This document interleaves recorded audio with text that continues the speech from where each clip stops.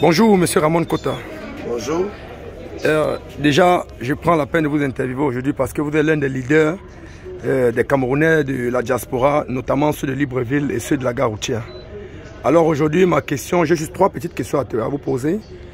La première question, je m'en vais au sein de l'équipe nationale, puisqu'on parle de football, on parle de la Coupe du Monde et on parle précisément de l'équipe nationale du Cameroun. Je m'en vais comme ceux pour vous poser la question concernant le défenseur camerounais, à l'instar du finaliste de la CAN 2017 au Gabon, le nommé Ngade Gadju. Comment vous trouvez son absence au sein de l'équipe nationale? C'est un impact pour l'équipe nationale ou bien c'est un avantage pour l'équipe nationale? Déjà, dès le départ, pour ne pas trop compliqué, je pense que la question a été très bien posée. Mais au sein de l'équipe nationale camerounaise, nous avons constaté que les soi-disant leaders de l'équipe nationale, ceux qui dirigent la FECAFOOT du Cameroun, dont nous connaissons tous, on n'a pas besoin de citer les noms, ont fait rien que ils ont juste confirmé le comportement de grands dirigeants des institutions camerounaises tels que nous connaissons le pouvoir en place.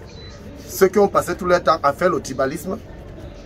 Donc aujourd'hui, pour revenir à la question, c'est pour confirmer que ceux-là qui sont à la tête de la FECAFOOT camerounaise, de la Fédération de football camerounaise, ont fait que confirmer ce que le régime a toujours fait. Donc c'est une continuité. Ce qui veut dire que si ils étaient des vrais Camerounais, ils ne devraient pas sanctionner en mettant un joueur de côté. Ils devraient demander à ce que tous les deux fassent la paix pour qu'on aille débattre et pour qu'on aille combattre pour ramener la victoire. Donc nous attendons tous pour le peuple camerounais et non pour un individu. Mais ils ont fait le choix de garder Zambo Anguissa, qui est leur fils, qui a été financé par eux, et mettre Ngande à côté. Ce qui fait déjà, et qui nous fait comprendre déjà qu'au Cameroun, le même tribalisme continue et que les mêmes singes sous les mêmes arbres continuent à manipuler le Cameroun tel que nous connaissons. Très bien répondu. Donc, à ce que je m'en tiens, à vous écoutant, c'est que je constate que la fédération camerounaise est liée à la politique camerounaise. Bon, je reviens sur la deuxième question, puisque si on parle de football, on ne parle pas de politique. Je reviens sur la deuxième question. Quelles sont vos appréhensions à l'instar du président de la FECAFOOT, notamment selon les décisions dont il prend au sein de l'équipe nationale? Est-ce que ces décisions ont de l'avantage au sein de l'équipe nationale ou bien ces décisions ont de l'inconvénient au niveau de l'équipe nationale? Ça ne peut que diviser l'équipe nationale parce que lorsqu'on va en guerre, on va en guerre pour batailler ensemble et non pour batailler pour une personne.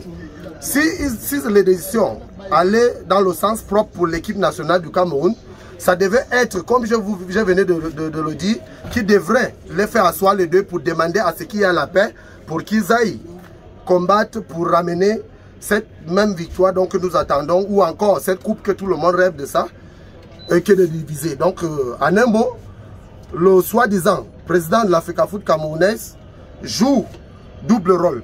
En même temps, juge et parti. A dit, lui, prend des décisions seul. Il ne prend pas les décisions pour les 35 millions d'habitants du Cameroun, de notre nation. Il prend les décisions seul parce qu'il a fait de cette équipe nationale du Cameroun son affaire et une affaire de famille et de clans, comme le régime a toujours fait. Excusez-moi si je parle toujours, j'amène le régime dessus parce que c'est le produit de ceux qui dirigent le Cameroun ensemble, actuellement. Alors, toujours, en vous écoutant toujours, chacun a son opinion et rappelons que nous sommes dans un pays de droit, chacun est libre de s'exprimer et de dire ce qu'il pense. En vous écoutant parler toujours, vous ralliez toujours les décisions de l'équipe nationale, en fait tout ce qui se passe à l'équipe nationale, à la politique camerounaise. Bon, merci quand même pour votre point de vue, mais je vais réchuter. Puisque ici on parle de football, je vais continuer à parler de football. Et concernant le match de demain, le Cameroun va affronter la Suisse, comptant le tout premier match de la Coupe du Monde du Qatar 2022. Quelles sont vos appréhensions par rapport au match et notamment l'absence d'Olivier Ntcham, le milieu de terrain qu'on sait qu'ils sont importants pour l'équipe nationale? Quelles sont vos appréhensions concernant le match de demain?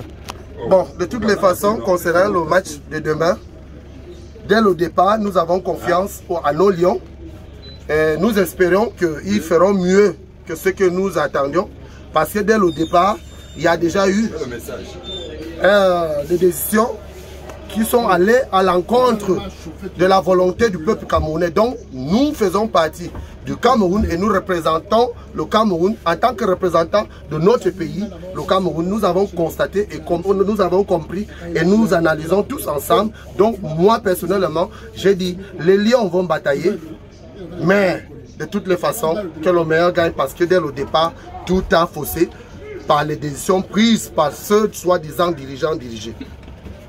Alors, M. Ramon Kota, rappelons encore que c'est l'un des leaders de la diaspora camerounaise du côté de Libreville, notamment à la gare routière. Je rappelle encore qu'en ce moment, il est statique sur son point, il est statique sur son point de vue, il est statique sur ses décisions. Mais j'aimerais, par l'entremise du fait que je sois là présentement pour faire ce petit reportage concernant le match de demain, quel est votre pronostic sur le match de demain, Cameroun-Suisse? Match nul ou victoire de la Suisse. Je suis désolé pour le peuple camerounais.